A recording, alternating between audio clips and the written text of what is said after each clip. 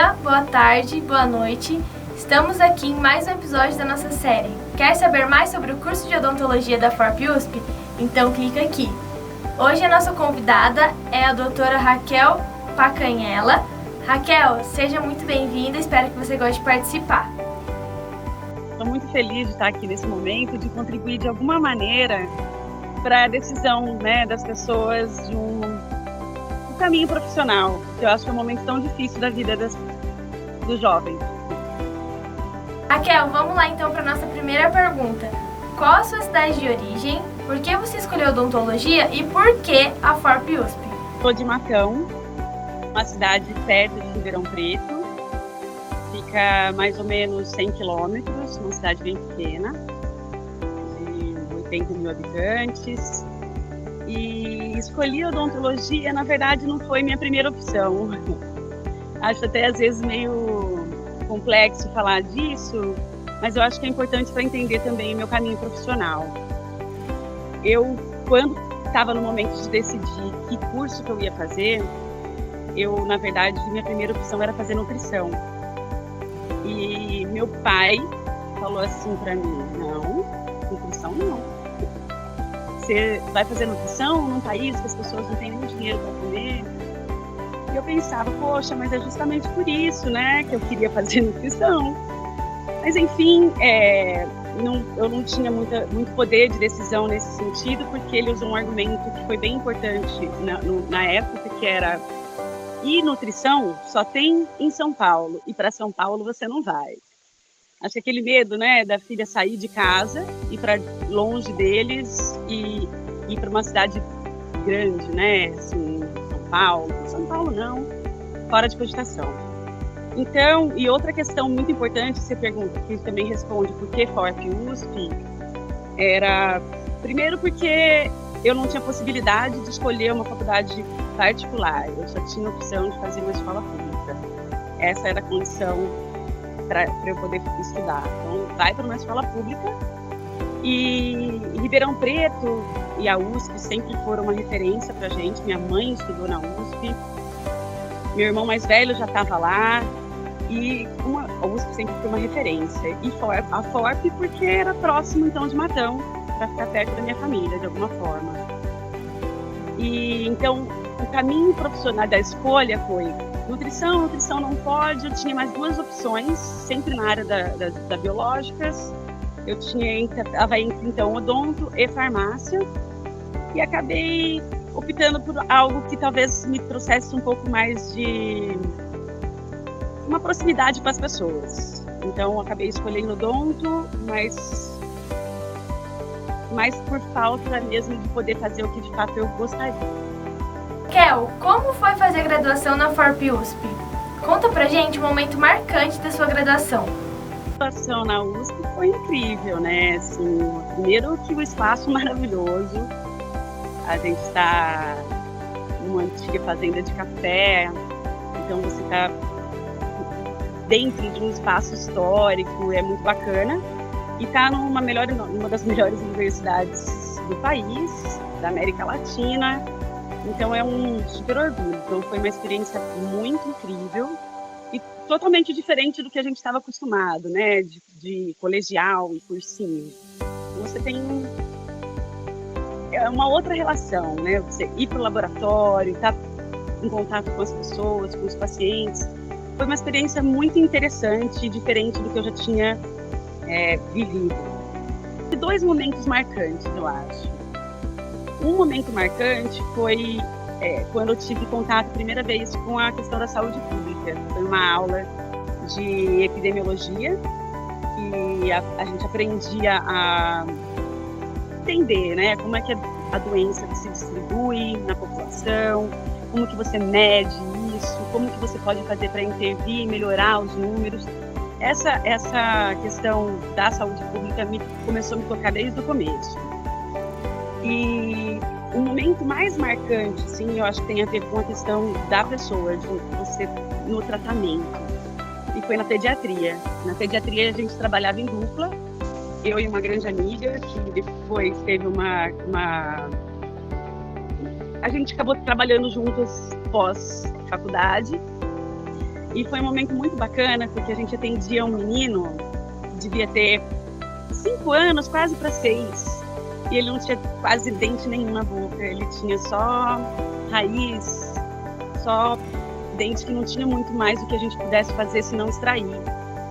E extraindo os dentes dessa criança, era uma criança que com 5 anos de idade não tinha dente para poder se alimentar. O que é bem preocupante numa fase de crescimento, né, da criança, do desenvolvimento dela. Então, a opção do professor, junto com a gente, foi extrair os dentes todos, que não eram mais dentes, eram só raízes, e colocar uma prótese na criança. Então, foi uma experiência muito interessante, esse processo todo, né, de preparar toda a boca dessa criança e, no final, você entregar a prótese, colocar o dente de volta na boca dele, e ele se divertir, ele ficar feliz. Eu acho que foi uma experiência muito incrível que eu não vou esquecer jamais. Vamos lá então para a nossa próxima pergunta. Raquel, conta pra gente como foi o andamento da sua vida profissional depois de formada. Eu fui buscar uma alternativa, né? Como eu falei, o odonto não era a minha primeira opção. Eu, de fato, não me enquadrava naquela modelo tradicional da odontologia, de vestir o branco, de ficar trancado numa salinha, né, atendendo pacientes. E eu queria buscar alguma coisa que me desse mais prazer, que me estimulasse, né, na vida profissional. E eu acho que as coisas, quando você quer uma coisa, né, elas acontecem. E nessa busca, logo no primeiro ano, logo recém-formada mesmo, eu acabei descobrindo que existia uma parte da saúde, né, que sempre teve esse fascínio para mim, que foi a saúde pública desde o começo, mas eu não sabia como a odontologia se encaixava nisso. Porque, de fato, a odontologia na saúde pública é muito recente, não tinha muito espaço para isso. Era mais posto de saúde e ainda muito limitado, né, no atendimento. Mas eu descobri, logo que eu me formei, que existia uma política nacional de saúde de atenção aos povos indígenas. Coisa que eu nem pensava que existiam índios ainda, né, no país, muito menos que existia uma política nacional de saúde específica para eles. E que, inclusive, contemplava a odontologia. Mas, de fato, que era uma política muito recente, uma política que tinha sido pensada e aprovada em final de 99, o ano que eu me formei. E aí, quando eu me atentei que existia essa possibilidade de trabalhar de um jeito diferente, eu fui atrás de tentar me inserir nisso, e eu peguei o momento certo da política, no momento que as pessoas estavam contratando profissionais para isso. E eu acabei indo trabalhar no Xingu, no Parque Indígena do Xingu. É um programa que era dessa nova política. Eu fui a primeira dentista, junto com essa minha colega de turma, minha amiga, na verdade. E fomos trabalhar no Xingu, fazendo parte dessa equipe de saúde. Então, fomos as primeiras dentistas contratadas com esse novo olhar para a saúde indígena, de um jeito mais especial, que respeitasse a cultura, respeitasse as coisas que eles acreditam, e não o que a gente acredita. E foi uma experiência muito interessante em muitos sentidos para mim. Primeiro, por me descobrir como profissional, de saber que existia uma forma de eu trabalhar com alguma coisa que me estimulasse, que me permitisse aprender também. E foi o que aconteceu. Eu fiquei no Xingu 5 anos e durante esse período, que aparentemente parece grande, mas foram tantas coisas tão intensas na minha vida profissional e na minha vida pessoal, que parece que passou muito rápido.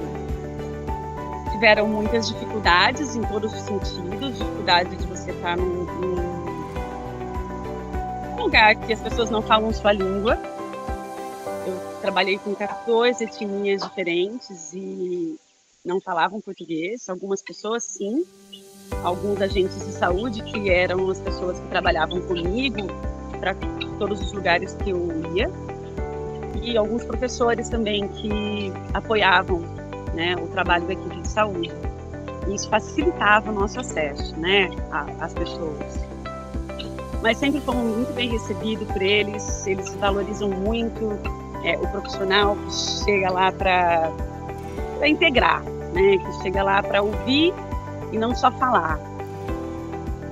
Então, essa experiência mudou muito minha vida, sabe? Você chegar num lugar que você não tem um consultório, né? Meu consultório era a natureza, era o pátio da aldeia. Eu chegava lá, eu precisava da ajuda deles para poder montar meu espaço de trabalho. E aí, que seria? Vamos achar um lugar sombreado, onde a gente possa colocar uma mesa, um banco para as pessoas se sentarem e eu trabalhar sem equipamentos eletrônicos nenhum. A gente trabalhava totalmente manual e no sentimento, né? Sentindo, e não vendo. Porque quando a gente está na cidade com todo o equipamento, com tudo que a gente aprendeu na faculdade, a gente tem muitas formas de você exames complementares, um raio-x. Lá a gente não tinha nada, a gente tinha a história do paciente, que não falava a minha língua, e a sensibilidade, né, o contato com eles. E aí, então, isso foi um período do Xingu. Como eu trabalhei num momento que era o começo de uma política, eu tive o prazer de acompanhar 5 anos, né, dessa política lá. E essa construção de uma nova forma de trabalhar. Então, fiquei 5 anos trabalhando lá, focado muito no atendimento em si, porque as pessoas tinham dor, tinham necessidade mesmo de tratamento, mas também focado muito na prevenção e no entendimento do que é saúde para eles. A gente sai da faculdade achando que a gente sabe, né? Eu sei por que tem que escovar o dente, por que a gente fica doente. E quando você se depara com pessoas que pensam diferente de você, acho que dá uma parada, assim, fala, poxa, o que eu sei, né? Será que eu sei mesmo? Eu vou contar um pedacinho, não sei se vai ficar muito extenso, mas de uma coisa que eu acho que foi o que fez eu mudar o olhar lá e que eu acho que isso eu carreguei pro resto da minha vida. E tem muito a ver com a escuta, né? Eu acho que é fundamental para quem trabalha com a saúde é você escutar a pessoa, mas escutar com qualidade, né? Então, assim, quando eu saí, né, comecei o trabalho lá, toda vez que eu ia para uma aldeia, no final do trabalho, eu sempre fazia uma conversa com eles, reunia eles numa escola ou em algum outro espaço e para falar sobre os cuidados para a saúde bucal, a prevenção, sempre com um professor ou um agente de saúde me ajudando. E aí teve um dia, depois de eu ter feito isso muitas vezes, eu terminei uma fala falando assim para eles: vocês entenderam? A minha sabedoria, né, o que eu sabia. Ele falou assim para mim: entender, a gente entende, a gente só não acredita. Aquilo para mim foi tão chocante que eu falei assim para mim mesma: pois pra quê? Por que a pessoa tem que acreditar no que eu, uma pessoa que não tem nada a ver com a história deles, com o conhecimento deles, tá aqui para falar? Quem sou eu, né, para falar uma coisa deles e eles acreditarem em mim? Isso mudou todo o meu jeito de trabalhar, meu jeito de pensar e de ouvir, olhar para eles. A partir desse momento, eu comecei a querer entender o que é saúde para vocês, então, né? O que é doença? Como que a gente adoece? Como que se trata? Vocês já tinham isso antes, né? E aí foi construindo um novo pensamento, tanto para mim quanto para eles. Parte do meu conhecimento com a experiência e o conhecimento diferente que eles têm da saúde. Eu acho que isso para mim foi muito importante, impactou muito na minha vida e que só experiências como essas, assim, meio chocantes, né, assim, meio quebra paradigma que você pode te permitir. Bom, depois que eu saí do Xingu, 5 anos depois de trabalho lá, eu saí para fazer o mestrado. E voltei para a USP Ribeirão, fiz mestrado na Faculdade de Medicina, na saúde coletiva lá, fazendo uma análise epidemiológica dos 5 anos de trabalho lá. Na verdade, são os 5 primeiros anos dessa política. E foi bem interessante. Eu tinha, nesse período, colhido muitos dados. E foi bem gratificante, inclusive, assim, você poder, depois de um tempo, parar, estudar de novo, analisar, olhar para o seu trabalho de um jeito diferente e produzir conhecimento, né? Porque política, saúde indígena ainda era uma coisa que não tinha muito estudo, muito acesso. E, então, ir para a academia e produzir, ajudar na produção do conhecimento, achei que foi uma coisa muito interessante também. Quando acabou o mestrado, eu pensei, vou fazer doutorado, não vou. Eu falei, não, agora eu quero dar um tempo de novo, acho que eu quero voltar a trabalhar com as pessoas. E acabei ainda trabalhando com isso. Voltei a trabalhar com os índios, mas não mais no Xingu. Fui trabalhar com os índios Guarani em São Paulo, que foi também muito interessante para mim. Porque eu falei, trabalhei no Xingu, né, longe pra caramba, para ir para os lugares eu tinha que pegar um barco ou um avião, porque as coisas eram muito distantes. E eles estão lá praticamente isolados. Em São Paulo vai ser moleza. Então, ali em São Paulo, eu vou tranquilamente para a aldeia. Provavelmente eu vou conversar com eles muito facilmente, né? Porque eles estão em São Paulo, vão falar minha língua. E foi me enganei completamente. Eu fiquei muito surpresa com os Guarani. Foi um povo que me tocou também profundamente, porque eles estão no meio da cidade de São Paulo, eles moram praticamente favelados, porque eles foram sendo espremidos pela cidade, eles não têm espaço para plantar, eles não têm saneamento básico onde eles vivem, eles moram naquele lugar frio, no Pico do Jaraguá, e não tem um banheiro para cada casa, eles têm um banheiro coletivo, muitas vezes que não funciona, quem não tem água quente. Então eles têm uma vida muito difícil e apesar disso, eles mantêm a cultura deles muito forte. Eles acreditam muito e têm muito forte a figura do pajé e dos rezadores. E foi para mim, assim, e a língua deles ainda é muito forte. As crianças pequenas, por exemplo, não falam português. Eu precisava sempre de um tradutor, apesar de estar em São Paulo. Então eu continuei com essa dificuldade da língua, o que de certa forma acaba fazendo a gente desenvolver outras habilidades na comunicação. E fiquei então trabalhando com os Guarani, mais 4 anos em São Paulo. Aí acabei mudando de vida novamente, fui para o Nordeste.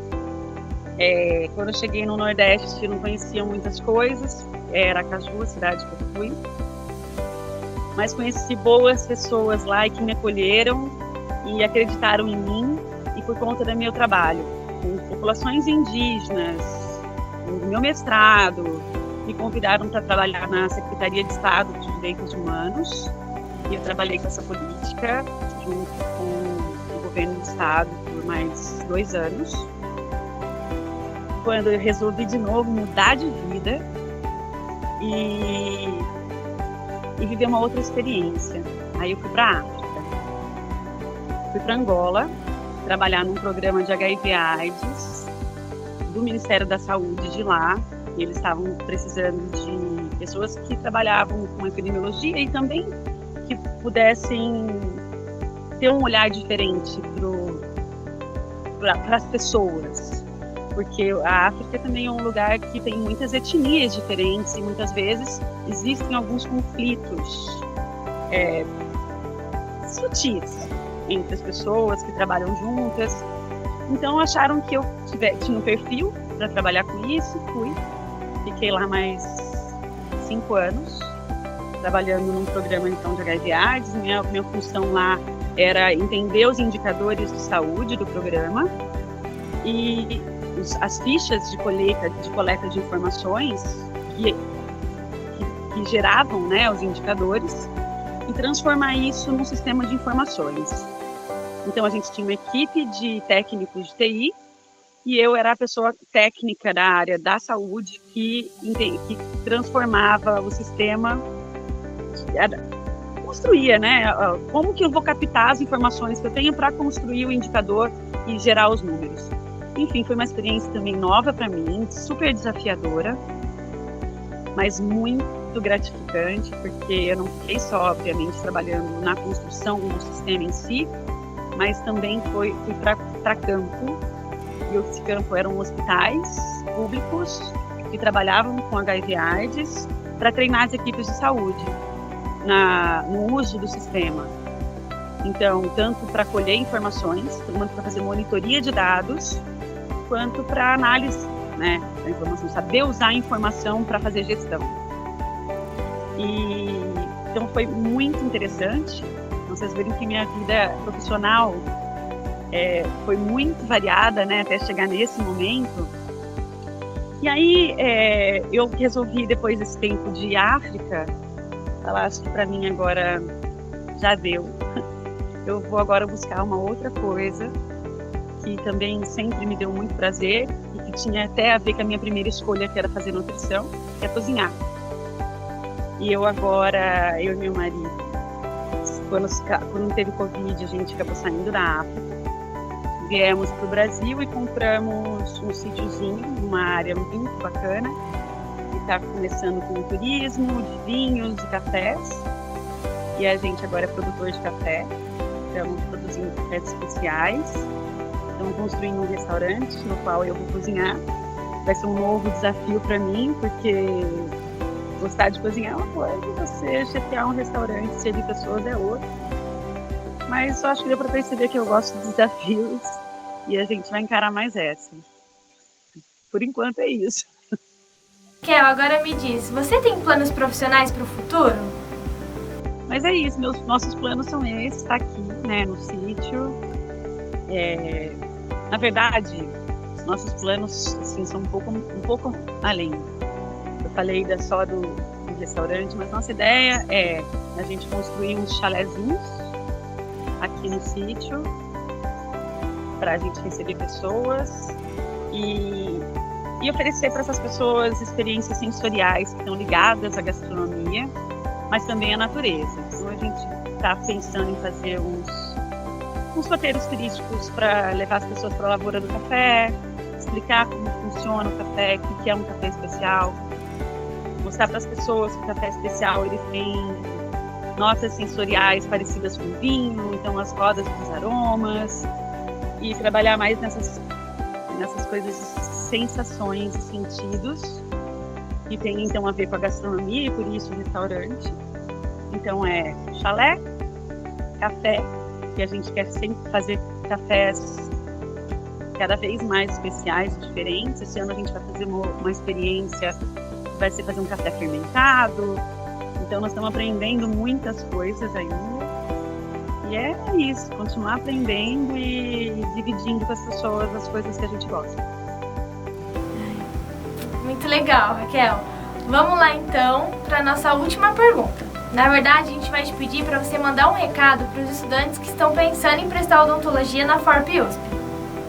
Pessoas que pensam, né, em fazer odontologia, eu acho que é importante isso, se você estiver aberto para olhar para a pessoa, para ouvir a pessoa e sentir o que ela tem para te oferecer, qual é a expectativa que ela tem, eu acho que isso é bacana. Se você gosta, né, disso, da proximidade, do cuidado, a odontologia é linda. Você poder restabelecer a saúde da pessoa, a autoestima, devolver o sorriso. Mas eu acho que desde que você tem esse amor e essa vontade, né, de estar com pessoas. Porque a área da saúde em geral, se você não tem empatia, se você não tem amor, não funciona, né? Se você não tem amor por pessoas, não vai ser feliz. Mas se você tem isso e quer cuidar, quer ouvir, eu acho que é um bom caminho. Porque ela te dá diversas possibilidades. Você vê, eu não queria fazer odonto e por fim consegui dentro dessa profissão fazer muitas coisas diferentes e que me trouxeram muito aprendizado e muito prazer. Então, acho que a gente acaba sempre encontrando, né, um caminho naquilo que a gente escolhe para nossa vida. Então, acho que vale a pena. Raquel, foi um prazer te ter aqui, conhecer a sua história, saber um pouco mais das suas experiências. Muito obrigada por dedicar um pouco do seu tempo para contar para nós sobre como foi a sua jornada na odontologia. Foi muito legal te ter aqui no nosso projeto. Muito obrigada. Agradeço essa possibilidade. Como eu disse no começo, eu acho que às vezes as pessoas não têm ideia, né? Acham que odontologia é você ficar lá, né, trancado dentro de um consultório. E aí, por isso, acaba desestimulando, falar, não quero isso para minha vida. Mas saber que existem outras formas, né, da odontologia em si, de ser dentista. Você pode ir para o mato trabalhar com os índios, você pode trabalhar na África com HIV/AIDS, você pode descobrir outras possibilidades. Então, saber que você não precisa ficar limitado a isso, eu acho que dá uma estimulada. E para você que está aí acompanhando a gente, não perca os próximos capítulos da nossa série. Quer saber mais sobre o curso de odontologia da FORP USP? Então clica aqui.